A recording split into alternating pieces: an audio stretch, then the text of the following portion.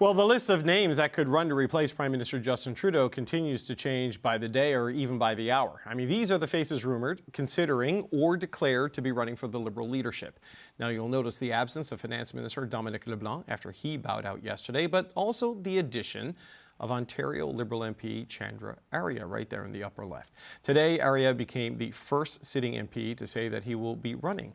That's even though the party hasn't set the rules for the race yet. And Chandra Arya joins me now here in the studio. Mr. Arya, good to see you. Thanks for coming in. Thanks for having me.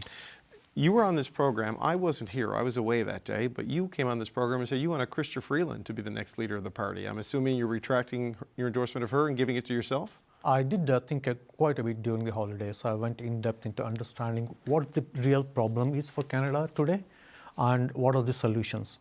When I started working on the solutions, I realized that nobody has got the political guts to actually do the things that are required to get back on trail so that we will have some prosperity for our future generations. Right. Whatever, I have already put out my proposals, my policies, my solutions, and that required real political decision making. Okay, some of the things you've put out. A cabinet selected on merit, not DEI quotas. You want a total review of government programs and spending, no excuses, no waste, razor-sharp focus on economic implications. You're talking about cutting things. Yep. Raising the retirement age back by 2 years, something the Liberals undid that Correct. Stephen Harper had put in, and talking about making Canada a sovereign republic and dumping the monarchy. What constituency inside the Liberal Party of Canada is looking for those policies? Because that's a big departure for where the party is.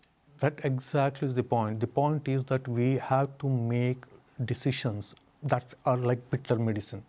Otherwise, we can't come back and track. Talking about raising the retirement age. Old age security is the biggest item in the budget.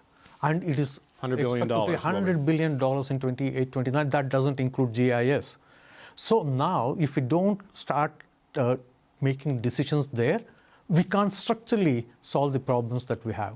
So that is the kind of things. It is a wake-up call, not just for the Liberal Party members, for entire Canadians, that we have to take actions today so that our children and grandchildren will have a better life. Mr. Arya, we don't know the rules of this race. There's probably going to be an entry fee of $200,000, $250,000. That's a lot for a backbench MP who's never been in cabinet, and I don't say this to be disrespectful, doesn't have a national profile to raise, right? I mean, how serious? Why should we speculate? Let the well, you know it's going to be a big dollar amount. It's always a big dollar amount. I have raised money for my campaign. The last time I had any fundraiser was way back in 2016. I still have around $170,000, $180,000 in the bank for my next election. When Canadians realize what is that I'm proposing, what is that I'm standing for, I'm sure many middle-class Canadians will donate to my campaign, and I'm confident of raising that money. Do you think you have enough time for Canadians to even know who you are? I asked Frank Baylis the same thing. He was a one-term MP. You served in caucus with Mr. Baylis. But, this is a lot of Canadians don't even know who cabinet ministers are. They know who Justin Trudeau is, but it's a big hill to climb. Exactly the same thing. What you said is the answer. Not many Canadians know most of the contestants here. So my point is that I have to reach out to the Canadians with the proposals, what I have, explaining them where I stand, explaining to them what is that I'm going to do. And that is going to think that's going to catch attention. One of the concerns about this particular leadership race has to do with the nomination rules as they exist with the Liberal Party of Canada. This has been a persistent issue with the inquiry on foreign interference. One of the solutions to foreign interference is seen as a foreign agent registry, but you sponsored a petition opposing a foreign agent registry. Why? That is the top line. People make some assumptions based on the headline numbers for, MP Arya opposes foreign agent registry. If you read the petition, the petitioners are not against actually having a registry for foreign agents. That everybody understands. Every Canadian understands that. Now, bringing that to the nomination, my personal view is that, my opinion is that we should limit Liberal Party membership to citizens and permanent residents only. Because we don't want foreigners, the temporary residents here, having a say who should be our next Prime Minister. But do you support a foreign agent registry? There is one now proposed by your government. Minister LeBlanc did it when he was public. You support that? You will vote? Absolutely. Okay.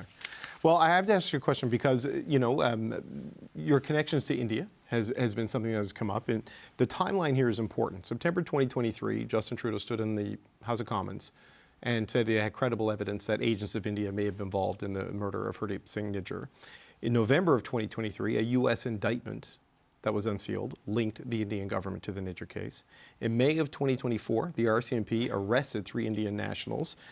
And investigators said they believed there were ties to the Indian government. But then in August of 2024, you traveled to India and met with Narendra Modi. Why? What's the issue there? I fully support what Prime Minister said on Nijjar or everything else. We are a sovereign country. We can't allow any foreign government or any foreigners to come and meddle in our domestic affairs. Same way as Canada does not meddle. The last year, I met 2 different prime ministers of 2 different countries. I met 2 foreign ministers of 2 different countries. The year before, I met presidents, prime minister, and ministers in so many different places. Just because I'm Hindu by religion and I happen to meet a Hindu prime minister, people are making an issue. Well, no, I think it's because the agents of the Indian government have been credibly accused of playing a role in the murder of a Canadian citizen on Canadian soil. And I just wonder why, as a sitting parliamentarian of the government that made that allegation, and the caucus of a prime minister has been the target of a propaganda campaign by the Indian government to discredit him, you would go meet with him in that context. David, listen, I met Prime Minister Trudeau when I went to India. I did discuss about Canada-India relations. And I did not go as an official representative of I know. government. I know, but you surely would understand, as someone who wants to be the Prime Minister of the country, the propaganda value of a sitting parliamentarian of the Liberal government going to meet with Narendra Modi at a time when this is unfolding the way it is unfolding. Every country, we have not broken off the diplomatic relations with India, or for that matter. Our diplomats have been kicked out since then, but since your visit. But then we still have the diplomatic relations there. And tell me, what's the issue there if an MP meets a prime minister of any other country? The issue, I would suggest, is that when you're in this conflict, so you mean to say that no minister should meet any other minister? Oh, no, the ministers should, yeah. And the ambassador should, or sorry, the high commissioner, excuse me. But why do you feel a non-cabinet level, non-diplomatic, non-briefed member of the caucus should meet with the Prime Minister of India under these circumstances? The government of Canada never said no MP should meet any other Prime Minister or Foreign Minister. Did you seek permission beforehand, seek guidance beforehand, seek clearance? They might have told you not to go, don't you think? No. Government of Canada always gives directions when something like this is going to happen. There's nothing there. Okay. We'll see. I wonder, though, we are going to get the rules for this race, either today or tomorrow or in the days ahead. Is there a bar you can't clear to get in? Like if it's $250,000, $300,000, does that make you reconsider this, or are you in no matter what? No, let's not speculate the amount. I'm there for the race, and I'll continue to be in the race. And let's see what the rules are. You say in this statement you issued today that you want to crack down on the glorification of terrorism and other things. You mentioned your Hindu heritage, Sikh separatists, and people who support the separate Sikh state in this country. You've been vocal on your view of this. You said that Sikh separatists had effectively infiltrated Canadian law enforcement, and NDP leader Jagmeet Singh said you were parroting the Modi government with a conspiracy theory. Do you believe Sikh separatists have infiltrated law enforcement? Do they have a place here in Canada? When I said that, we had the evidence there. We had a serving police officer in that demonstration that attacked the Hindu temple. What else proof you need? You have a lot of Sikhs, though, involved in the Liberal Party of Canada. Absolutely. Many of them in cabinet. Absolutely. Your views on this, your willingness to meet with Narendra Modi in the context that we discussed earlier, do you think that could hurt you in this particular campaign? David, let me make things clear. Vast majority of the Sikh Canadians, they are not supporting Khalistan. Sure. Very, very clear on that. But they may be afraid. They're afraid of speaking out against the Khalistanis because they're afraid of the violence that has been associated with the Khalistan movement.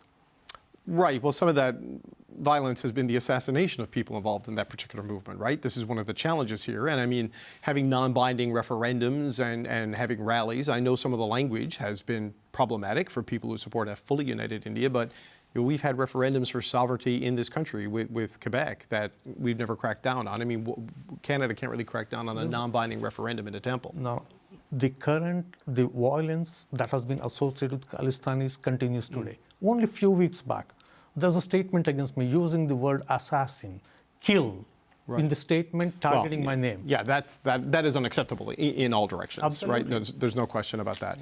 Okay, so just as a final question, no matter what the rules are, you're in. Do you have any caucus support? Do you have a campaign manager? Do you have people working with you on this campaign? Or in your riding, or is it national? It's national. My team is already working. The volunteers across Canada are already active. I'm in there. How's your French? Nope. No? No French? No French. Okay, the Liberal Party of Canada is the party of official bilingualism. It's going to be a tough one. I don't speak French either, so The point is that whether the Quebecers or English Canadians, it's not the language that matters, it's what is that they deliver to them. But the language matters very much in Quebec. No. At the end of the day, Quebecers see who delivers what. We have English-speaking, French-fluent prime minister for all the time. One of the things that matters to Quebecers are being a sovereign country, a sovereign republic. Yeah. And which prime minister has ever talked about that? Mr. Arya, if you're going to run for prime minister, I mean, you have to know that the French language matters, and the French it matters in Quebec. Trust me. Profoundly. Trust me, at the end of the day, for French Canadians and English Canadians, the matters most is that how the children and grandchildren are going to prosper in this country. That is the thing that matters. Okay, we'll leave it there. We'll see what happens when the rules come out. But Chandra Arya, thank you for being here today. Thanks a lot, David. Thank you, sir.